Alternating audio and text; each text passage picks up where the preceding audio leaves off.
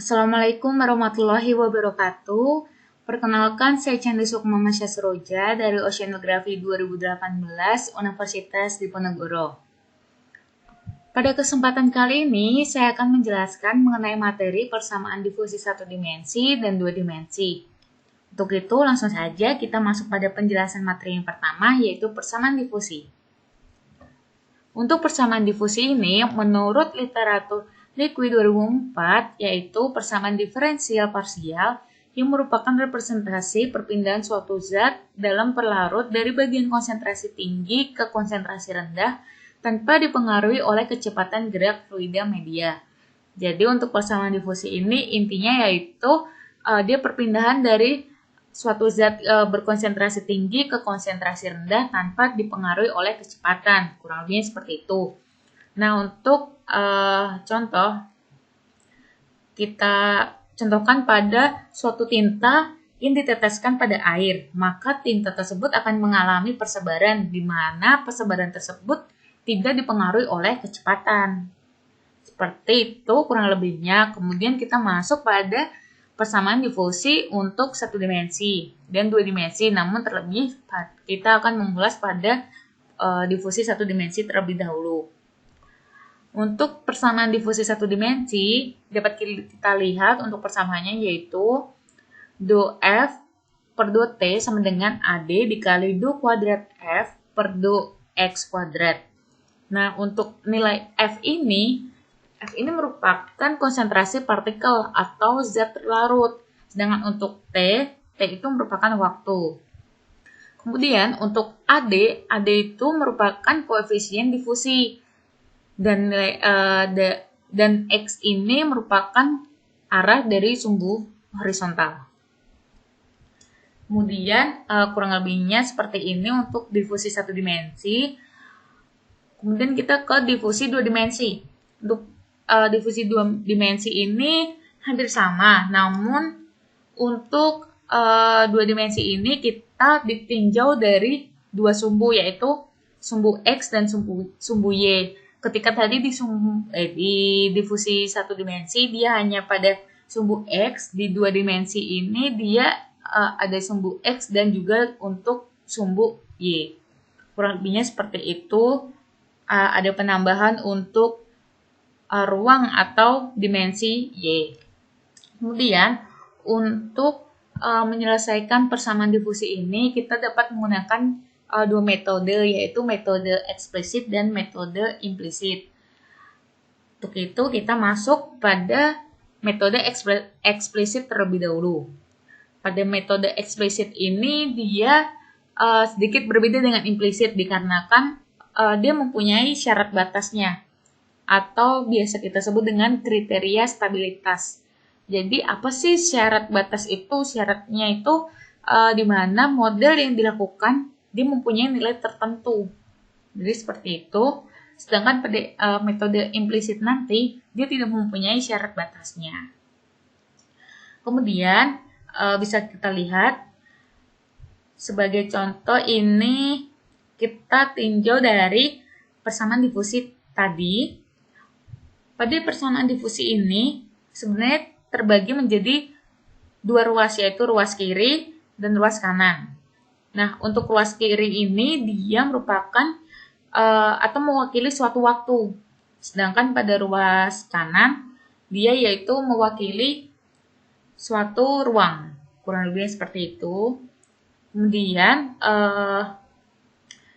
ditinjau dari persamaan difusi itu dengan diimplementasikan metode Euler maju untuk derivatif waktu serta dengan pendekatan derivatif orde kedua terpusat pada turunan kedua terhadap variabel ruangnya, maka dekretisasinya terhadap persamaan di atas dapat dituliskan sebagai berikut, yaitu persamaan ini dia Fn plus 1i sama dengan Fni plus alpha buka kurung Fni plus 1 minus 2Fin plus Fni-1 tutup kurung.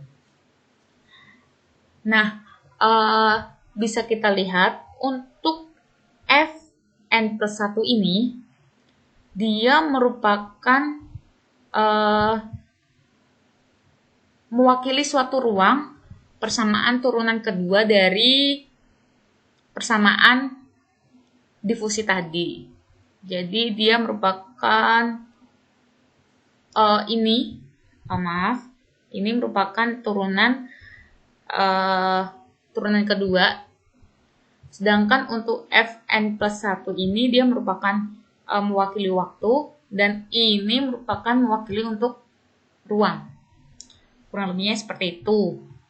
Nah, untuk syarat batas metode eksplisit ini yaitu alfa sama dengan AD delta T per delta X kuadrat kurang dari sama dengan setengah. Jadi untuk syarat batas eksplisit ini kurang lebihnya seperti itu. Kemudian kita masuk pada metode implisit. Untuk metode implisit ini dia lebih kompleks.